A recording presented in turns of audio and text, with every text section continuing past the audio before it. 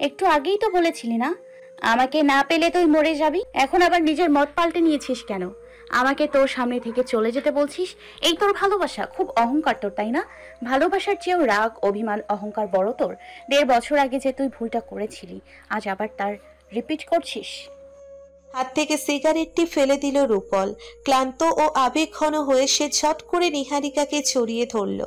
এতটাই শক্ত করে নিহারিকাকে জড়িয়ে ধরল যে বুকের ভিতর অনায়াসে ঢুকিয়ে ফেলছিল তাকে। অসহায় হয়ে ভরাট গলায় বলল, আমি পারছি না আর তোমাকে ছাড়া থাকতে। খুবই ক্লান্ত, বিষণ্ণ, ব্যর্থ প্রেমিক আমি। সব ভুলের পরেও আমি নির্লজ্জের মতো তোমার কাছে একটুখানি শান্তি চাই, স্বস্তি চাই, ঠাঁই চাই। প্লিজ আমাকে বাঁচাতে সাহায্য করো। মৃত্যু পথে আর ঠেলে দিও না আমাকে। রাগ শিথিল হয়ে এলো নিহারিকার। রূপলকে কাছে পেয়ে তার শরীরের সমস্ত জ্বালা দূর হয়ে গেল। দেহ মন প্রশান্তিতে পরিপূর্ণ হয়ে উঠল। চোখ বেয়ে সুখের অথৈ জল গড়াতে লাগলো। সেই জলে ভিজে একাকার হয়ে যাচ্ছিল রূপলের বুকের পাঁজর। সেই সাথে নিহারিকা উপলব্ধি করতে পারছিল রূপলের সুখের তীব্রতাও। অন্তর্দহন থেমে গেল। স্বস্তির জায়গা খুঁজে পেয়ে রূপল যেন তার শরীরের সমস্ত ভর নিহারিকার গায়ের উপর ছেড়ে দিচ্ছিল। শীতল গলায় তখন নিহারিকা তাকে শুধালো, রাহুলের সাথে কাল কি ঘটেছিল প্লিজ বলুন। বিলিভ মি নিহু, আমি ইচ্ছে করে কিছুই করিনি। রাহুলের ইন্টেনশনই খারাপ ছিল।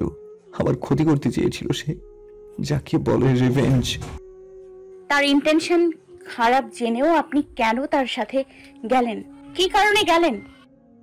মাথা কাজ করছিল না আমার তখন। ইত্যাদি জ্ঞান শূন্য হয়ে পড়েছিলাম। ইন্টেনশনালি আমার উইক পয়েন্টের সুযোগ নিয়েছে সে। তোমার উর্বির সাথে পরিচয় করিয়ে দেওয়ার বদলে সে আমাকে পাশের এলাকায় নিয়ে গিয়েছিল মারামারি করতে। হোয়াট রাবিশ রূপল, আপনার মাথায় কি গোবর ভরা? হ্যাঁ, তার মতো একটা ক্রিমিনালের কথা আপনি বিশ্বাস করলেন কিভাবে? বললাম তো, মাথা কাজ করছিল না তখন। সে হসপিটালে ভর্তি এখন, জানেন আপনি? হওয়ারই কথা। রূপলের হিংস্রতা সম্পর্কে তার কোনো ধারণা নেই। আমাকে মারতে এসে নিজেই গুরুতরভাবে আহত হলো। এখন যদি থানা পুলিশ হয়তো হলে হবে, এসবে ভয় পাই না আমি। কিন্তু আমার তো ভয় হয়। আমাকে নিয়ে ভয়? সিরিয়াসলি? তাহলে বিয়েটা ভেঙে দাও প্লিজ। মুহূর্তেই রূপলকে ছেড়ে দাঁড়ালো নিহারিকা। তীক্ষ্ণ দৃষ্টি ফেলল অসহায়ত্বে সিটিয়ে থাকা রূপলের মুখশ্রীতে। ভ্রুযুগল প্রসারিত করে সে নিথর গলায় বলল, কাইন্ডলি কাটা জায়গাগুলোতে মেডিসিন লাগিয়ে নিন, আপনার জন্য দয়া হচ্ছে। এর মানে এই নয় যে আমি বিয়েটা ভেঙে দিব। অসম্ভব বিষয় নিয়ে ঘাটাঘাটি করা বন্ধ করুন। পারলে আপনিও অন্য কাউকে বিয়ে করে দেখান। মিস এলিনা তো আপনাকে বিয়ে করার জন্য এক পায়ে দাঁড়ানো, তাই না? রূপলের দিকে অমীমাংসিত প্রশ্ন ছুড়ে দিয়ে তাকে সম্পূর্ণ অবাক করে দিয়ে নিহারিকা গটগট করে হেঁটে রুম থেকে বের হয়ে গেল। তখনই রূপল হতভম্ব গলায় প্রশ্ন ছুড়ল, হোয়াট? রূপলকে সম্পূর্ণরূপে বিভ্রান্তিতে ফেলে দিয়ে নিহারিকা মুখ টিপে হাসল। বেচারা রূপলকে 12 ঘাটের পানি খাওয়াবে সে। কবুল বলার আগ মুহূর্ত অব্দি তাকে জ্বালিয়ে পুড়িয়ে আংড়া করে ছাড়বে সে। তার এই সিদ্ধান্তে অনড়। তার এই সিদ্ধান্ত নেওয়ার মূল উদ্দেশ্যই হলো রূপল যেন নেক্সট টাইম কোনো রকম ফালতু জেদ দেখানোর সাহস না পায়। হুটহাট কোনো অবিবেচকমূলক সিদ্ধান্ত নেওয়ার পূর্বে ভেবে চিনতে নেয়। ভুল থেকে অন্তত ভালো কিছু যেন শিক্ষা পায়। দ্রুত পায়ে হেঁটে নিহারিকা বাড়ির সদর দরজার দিকে চলে গেল।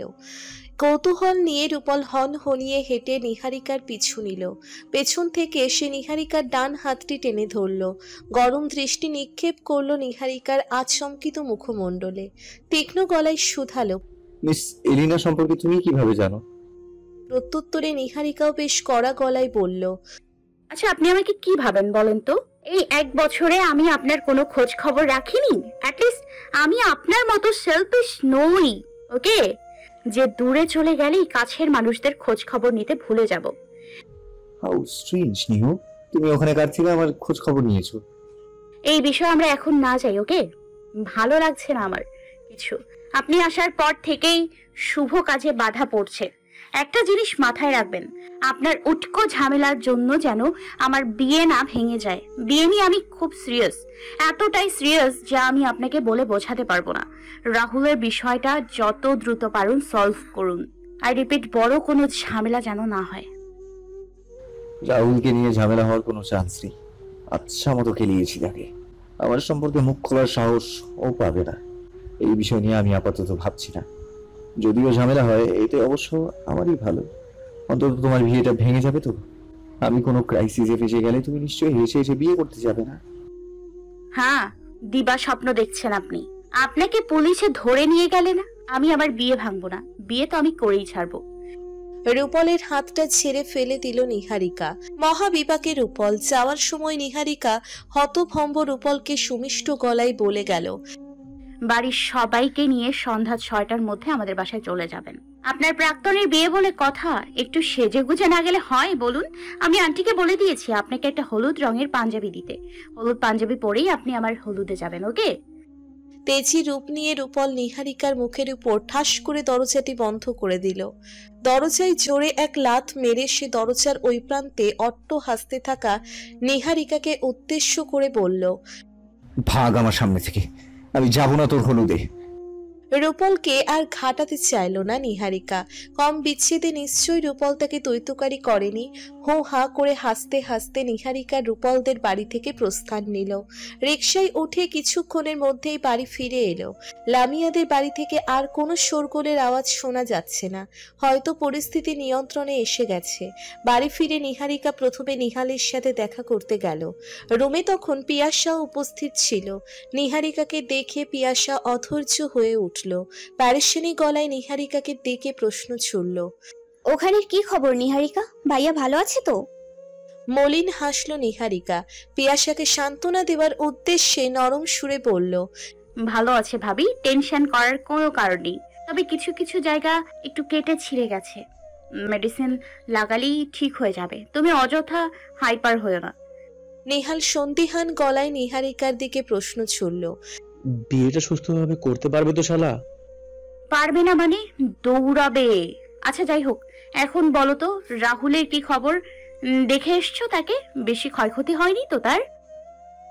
আরে ধ্যাত, তেমন সাংঘাতিক কিছু হয়নি।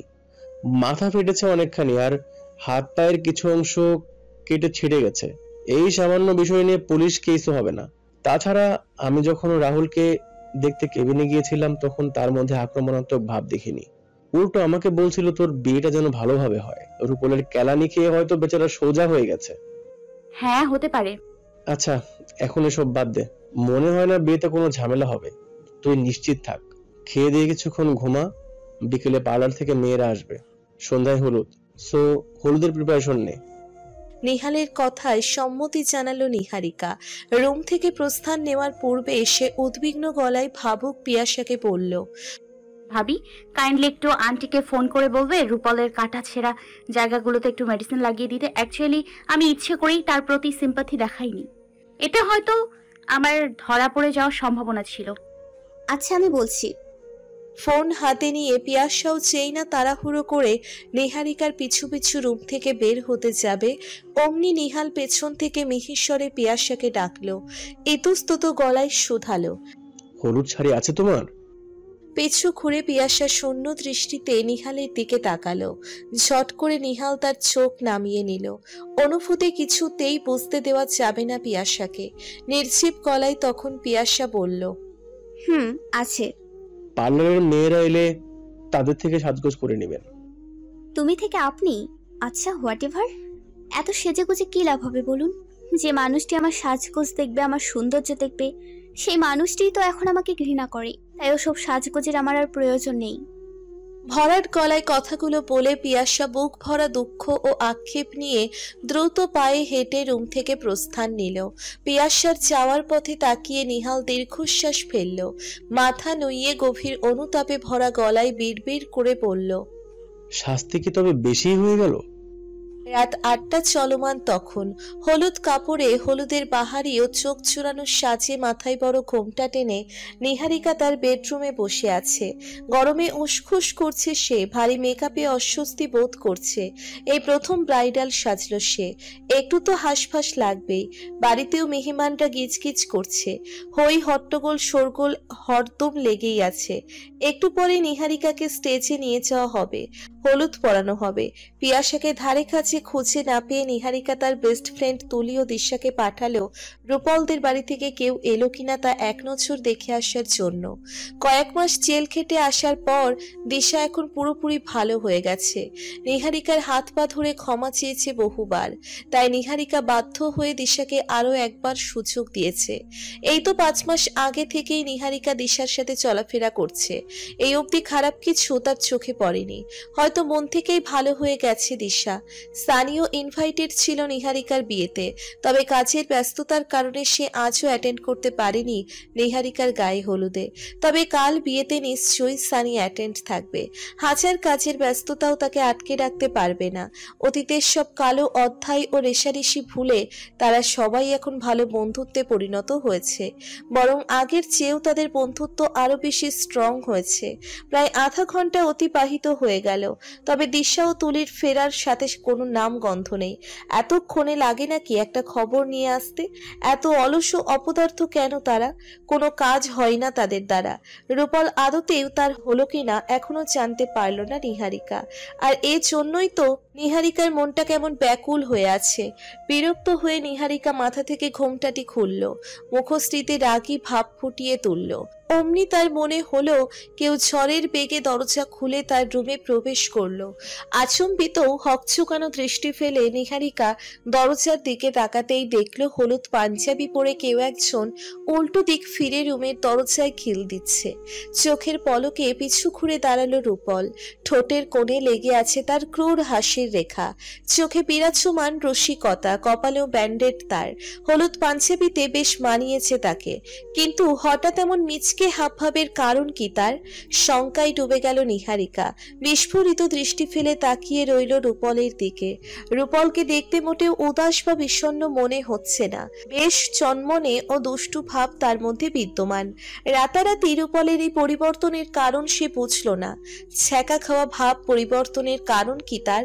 দেবদাস থেকে হঠাৎ রোমিও ভাব? পাঞ্জাবির হাতা ভাঁজ করতে করতে রূপল এগিয়ে এলো নিহারিকার দিকে, ধপ করে বসলো নিহারিকার পাশে, চোখ টিপে দিল নিহারিকাকে, মাথাটা এগিয়ে আনলো জড়তাগ্রস্ত নিহারিকার মুখের দিকে, বেসামাল দৃষ্টি নিক্ষেপ করলো নিহারিকার মুগ্ধিত মুখশ্রীতে, ঠোঁট কামড়ে ডানপিটে গলায় বলল, হায় মেরি জান, তোমার হটনেস তো আমার বুকে আগুন জ্বালিয়ে দিল।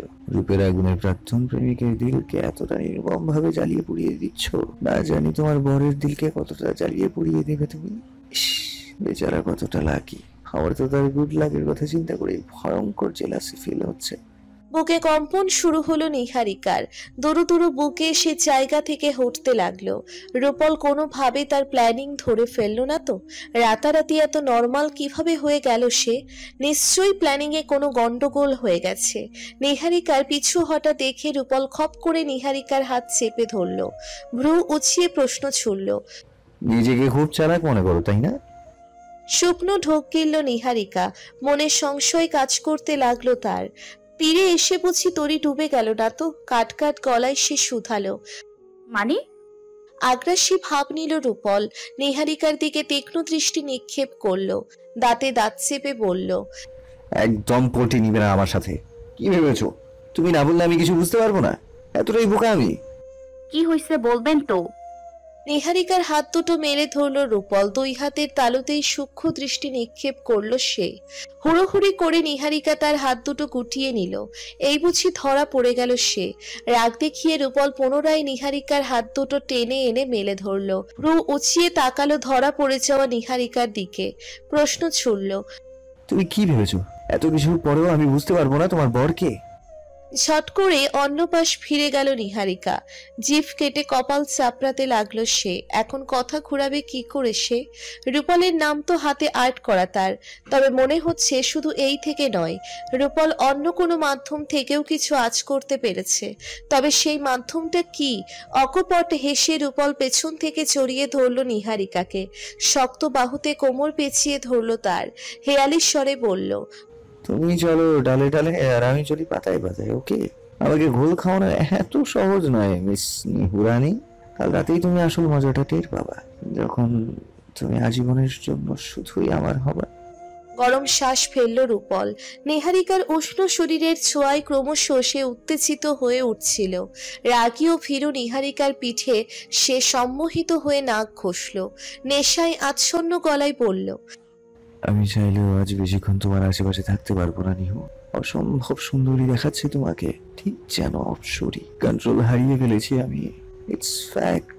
তাই যতই কথা, যত শাস্তি সব আগামীকালের জন্যই তোলা রইল। এখন তো আমি তোমাকে হলুদ পরাতে এসেছি। নিহারিকাকে ছেড়ে বসল রূপল। টেবিলের উপরে থাকা হলুদের কৌটোটি থেকে হাত ভর্তি হলুদ নিল। মুহূর্তের মধ্যেই বাকরুদ্ধ নিহারিকার দুই গালে আলতো করে হলুদ মেখে নিল। টুপ করে নিহারিকার কপালে চুমু খেয়ে মিহির সুরে বলল, থ্যাঙ্কস নিহু, আমাকে আরো একবার সুযোগ দেওয়ার জন্য, আমাকে আমার চেয়েও বেশি বোঝার জন্য, আমার ভালোবাসাকে সম্মান করার জন্য। হনহনিয়ে রুম থেকে বের হয়ে গেল রূপল। ছুটে গিয়ে স্টোর রুমের দরজা খুলে দিল। হাঁপাতে হাঁপাতে বদ্ধ ও অন্ধকারাচ্ছন্ন স্টোর রুম থেকে বের হয়ে এলো তুলি ও দিশা। বাঁকা হেসে রূপল তাদের দুজনের দিকে তাকালো। ভাবশূন্য গলায় বলল, থ্যাঙ্কস আ লট শালিকারা, সঠিক সময়ে সত্যিটা ফাঁস করার জন্য। জায়গা থেকে প্রস্থান নিল রূপল। শঙ্কিত দৃষ্টি দিশা ও তুলি দুজন দুজনের দিকে তাকালো। শুকনো ঢোক দিলে সমস্বরে বলল, নেহা, আজ আমাদের আস্ত রাখবে না। জিজুর জালে তো আমরা পা দিয়ে ফেললাম, সব প্ল্যান ভেস্তে গেল নিহারিকার। ভীরু পায়ে হেঁটে দুজনেই নিহারিকার রুমে প্রবেশ করলো। রুমে ঢুকতেই দেখলো নিহারিকা হলদে মুখে মারাত্মক রাগী ভাব নিয়ে তাকিয়ে আছে দিশা ও তুলির দিকে। এক্ষুনি বুঝি সপাটে দুটি চর পড়বে তাদের গালে। সেই বুঝে আগে থেকেই গালে হাত রেখে দিশা ভীতু সন্ত্রস্ত গলায় নিহারিকাকে বলল, আমাদের কি দোষ বল? জিজু তো আমাদের গেস্ট রুমে আটকে রেখেছিল, বন্ধ রুমে বন্ধ হয়ে আসছিল আমাদের, তাই তো বাধ্য হয়ে সত্যিটা বলে দিয়েছি। ধপাধপ পায়ে হেঁটে নিহারিকা এগিয়ে এলো দুই আহম্মকের দিকে। বদরাগী হয়ে কান মুচড়ে ধরল দুজনের। অমনি নাকমুখ কুচকে নিল দিশা ও তুলি। খিটখিটে গলায় নিহারিকা বলল, তোদের জায়গায় যদি আমি থাকতাম না, মরে গেলেও সত্যিটা স্বীকার করতাম না। একজনই হয়েছিস আহাম্মক। সত্যিটা স্বীকার না করলে নিশ্চয়ই রূপল তোদের মেরে ফেলতো না। স্টোর রুমে আটকে রাখা এটা তার ট্র্যাপ ছিল মাত্র। তোদের ভুলের জন্য আমার সব প্ল্যান মাঠে মারা গেল। কত ইচ্ছে ছিল কবুল বলার এক মুহূর্তে বদরাগী ভীমরুল তাকে বলবো বর্ষে আসতে, সারপ্রাইজ দিব তাকে। ধ্যাত, সব অনার্থ হয়ে গেল। যে যাই বলুক বা করুক না কেন, রূপল আজ মহা খুশি। এক এক করে সে তার বাবা মা থেকে শুরু করে পিয়াসা, নিহাল ও তার হবু শ্বশুর শাশুড়ি মাকে সবাইকে ধন্যবাদ জানালো। উদ্ভ্রান্তির মতো সে সজল ও শাকিলের সাথে স্টেজে কতক্ষণ ধেই ধেই করে নাচানাচি করলো। আত্মীয় স্বজন ও পাড়া প্রতিবেশী সবার কাছে এবার পরিষ্কার হলো রূপলই হতে যাচ্ছে নিহারিকার বর। বিয়ের দাওয়াত পাওয়ার পর থেকে সবার মধ্যে কৌতূহল ও আগ্রহ কাজ করছিল যে কে হতে পারে নিহারিকার বর। অবশেষে সব জল্পনা কল্পনার অবসান ঘটল। খুশিতে দুই হাতে টাকা ছিটাতে লাগলো রূপল। শাকিল ও সজলকে টাকা দিল ব্যাচেলার পার্টির অ্যারেঞ্জমেন্ট করতে। সেখানে রূপলের এলাকার সব ভাই ব্রাদার্স থেকে শুরু করে উজ্জ্বলকেও সাথে রাখার প্ল্যানিং করলো রূপল। মাস চারেক হলো সুইটিকে বিয়ে করেছে উজ্জ্বল। সময়ের সাথে সাথে সুইটিকে মানিয়ে নিয়েছে সে। সুইটির নিঃস্বার্থ ভালোবাসার কাছে হার মেনেছে। নোংরা মন মানসিকতা পাল্টে নিজেকে যতখানি সম্ভব শুধরে নিয়েছে। কানাডায় যাওয়ার প্রায় 5 থেকে 6 মাস পর উজ্জ্বল নিজ থেকেই রূপলের সাথে যোগাযোগ করে। তার খারাপ ব্যবহারের জন্য রূপলের কাছে ক্ষমা চায়। মোটামুটি তাদের মধ্যে ভালো একটা বন্ধুত্বের সম্পর্ক গড়ে ওঠে। নিহারিকার হলুদের অনুষ্ঠানে সবাই বেশ সাজুগুজু করলেও পিয়াসা বিধবার মতো ঘুরে বেড়াচ্ছে। না আছে তার পরনে হলুদের রংচঙা শাড়ি, না আছে কোনো সাজগোজ। নিহাল অনেকক্ষণ যাবৎ সুযোগ খুঁজছিল পিয়াসাকে একা পাওয়ার। রাগে গজগজ করছে সে। নিহালের কথা অমান্য করলো সে। এত বড় স্পর্ধা তার। সুযোগ পেতেই নিহাল ভিড়ের মাঝখান থেকে পিয়াসাকে টেনে নিয়ে এলো তাদের বেডরুমে। বিস্ফোরক হয়ে পিয়াসা তাকিয়ে রইল হম্বি তম্বি করতে থাকা নিহালের দিকে। দরজার খিল আটকে নিহাল আগুন ছড়া দৃষ্টিতে তাকালো পিয়াসার দিকে। বাজখাই গলায় প্রশ্ন ছুড়ল, কি ব্যাপার? কথা কানা যায় না আমার? কতবার করে বলেছি আজ একটু সেজে গুজে থাকতে, শুনেছ আমার কথা? বিধ্বস্ত দৃষ্টিতে পিয়াসা তাকিয়ে রইল বিক্ষুব্ধ নিহালের দিকে। হাতটি অতি কঠিনভাবে চেপে ধরে রাখার দারুণ ঈষৎ ব্যথার অনুভূতি হচ্ছে পিয়াসার হাতে। তবে নিহাল তা বুঝতে নারাজ, মাথায় রাগ চড়ে গেছে তার। নিরুপায় হয়ে মাথা নইয়ে পিয়াসা চোখজোড়া খিচে বুঝে নিল, ব্যথা লুকিয়ে কলুষিত গলায় বলল, আপনাকে তো আমি প্রথমেই বলেছিলাম নিহাল, সাজগোজ করতে আমার এখন ভালো লাগে না। তাছাড়া আমার সামান্য সাজগোজের জন্য নিশ্চয়ই কোনো শুভ কাজ থেমে থাকবে না। খাটতেরামো করছো, আগের রূপ দেখাচ্ছ আবার। এই তোমার ভালো হওয়ার নমুনা? মাথা উঁচিয়ে পিয়াসা নিথর দৃষ্টিতে তাকালো রাগী নিহালের দিকে। আজও নিহাল তাকে ভুল বুঝছে, চাপা অভিমান বুঝতে পারছে না তার।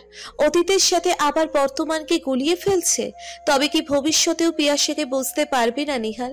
এভাবেই নিরাগভাবে চলতে থাকে তার সংসার জীবন। মনে আঘাত নিয়ে নিহালের থেকে দৃষ্টি ফিরিয়ে নিল পিয়াসা। নাক টেনে অশ্রু ভেজা গলায় বলল, দেখি হাতটা ছাড়ুন, ব্যথা লাগছে। নিহাল তার জেদে অনড়। পিয়াসার হাতটি আরো শক্তভাবে চেপে ধরল সে। দাঁত গিজগিজিয়ে বলল, ছাড়বো না, আমার কথা অমান্য করার শাস্তি তোমাকে পেতেই হবে। ধৈর্য হারিয়ে ফেলল পিয়াসা। চোখে জল নিয়ে সে ক্ষিপ্ত দৃষ্টিতে তাকালো জিদ্দি নিহালের দিকে। অবাক হলো নিহাল। দীর্ঘ 1.5 বছর পর আজ আবারও পিয়াসা তার দিকে চোখ রাঙিয়ে তাকালো। আবারও অতীতের বিধ্বংসী রূপে ফিরে এলো। পিয়াসার এই রূপটিই হয়তো এতদিন মিস করছিল নিহাল। সত্যি বলতে পিয়াসার শান্তশিষ্ট হাবভাবে বিরক্তি এসে গিয়েছিল তার। মাঝে মাঝে স্বামী স্ত্রীর মধ্যে একটু আধটু ঝগড়াঝাটি না হলে সবকিছু যেন পানসে লাগে। ঘাড়ের রক টান টান করে পিয়াসা উত্তেজিত গলায় পড়ল, আর কত শাস্তি দিবেন? আর কত শাস্তি দিবেন আমায়? গত 1.5 বছর ধরে তো আমাকে প্রতিটা দিন, প্রতিটা মুহূর্তে, প্রতিটা সেকেন্ডে সেকেন্ডে শাস্তি দিয়ে আসছেন। সুখ শান্তি সব কেড়ে নিয়েছেন আমার। এরপরেও আপনার স্বাদ মেটেনি? এবার কি আমাকে জানে মেরে শান্তি হবে আপনার? তৎক্ষণাৎ পিয়াসার হাতটি ছেড়ে দিল নিহাল। পিছু ঘুরে দাঁড়ালো সে। চুল টেনে রাগকে নিয়ন্ত্রণ করার চেষ্টা করলো। পিয়াসাকে এবার একটু আপন করে নেওয়া উচিত তার। কোনো সম্পর্কেই অতিরিক্ত বাড়াবাড়ি ঠিক নয়, এতে হিতে বিপরীত হতে পারে। রাগে ফোঁসফোঁস করছিল পিয়াসা। রাগকে কিঞ্চিত দমিয়ে নিহাল মলিন মুখে ঘুরে দাঁড়ালো পিয়াসার দিকে। শান্ত সুরে বলল, রেডি হয়ে এসো, আমরা একসাথে স্টেজে যাব, নিহাকে হলুদ পরাবো। তেজি গলায় পিয়াসা চেঁচিয়ে বলল, এই লোক দেখানো ভালোবাসার কোনো প্রয়োজন নেই আমার। যদি ভালোবাসতে হয় তো মন থেকে বাসুন, না হয় আমার মুক্তি দিন। মুহূর্তেই নিহাল চাপটে ধরল পিয়াসাকে। বুকের মাঝে নিগুড়ভাবে মিশিয়ে নিল তাকে। বহুদিন পর দেহ ও মনে সুখ খুঁজে পেল নিহাল। পিয়াসার সাথে কঠিন হয়ে নিহাল নিজেও ভালো ছিল না এতগুলো দিন। পিয়াসাকে শায়েস্তা করার জন্য এছাড়াও আর কোনো উপায়ও ছিল না তার হাতে। নিহাল কঠিন হতে পেরেছে বলেই পিয়াসা নিজেকে শুধরাতে পেরেছে, সংসারে মনোযোগী হয়েছে। রূপল ও নিহারিকার ভালোবাসারও সুন্দর একটি পরিণতি ঘটছে। ভালোবাসার আলিঙ্গন পেয়ে রাগ দমে হয়ে এলো পিয়াসার। অশান্ত মন তার মুহূর্তেই শান্ত হয়ে উঠল। 2 হাত দ্বারা জড়িয়ে ধরল সে নিহালকে। অসহায় গলায় কেঁদে কেটে বলল, প্লিজ মাফ করে দিন আমায়। অতীতে যা হয়েছে সব ভুলে যান। আমি নিজেও অনুতপ্ত আপনার অতীতের কুকর্মে। এখন তো আমি নিজেকে শুধরে নিয়েছি বলুন। সবার সাথে নিজেকে মানিয়েও নিয়েছি। স্বামী, সংসার সবাইকে বুঝতে শিখেছি। আর একটা সুযোগ কি দেয়া যায় না আমায়? বহুদিন পর পিয়াসাকে কাছে পেয়ে নিহাল যেন ডুবে গেল পিয়াসাকে আপন করে নেওয়ার নেশায়। উত্তেজিত হয়ে সে ঘাড়ে মুখ ডুবিয়ে দিল পিয়াসার। ঘরে আচ্ছন্ন গলায় বলল, সুযোগ চেয়েছো, সুযোগ দিলাম। বিশ্বাস করলাম তুমি নিজেকে শুধরে নিয়েছো, স্বামী, সংসার ও নিজেকে বুঝতে শিখেছো।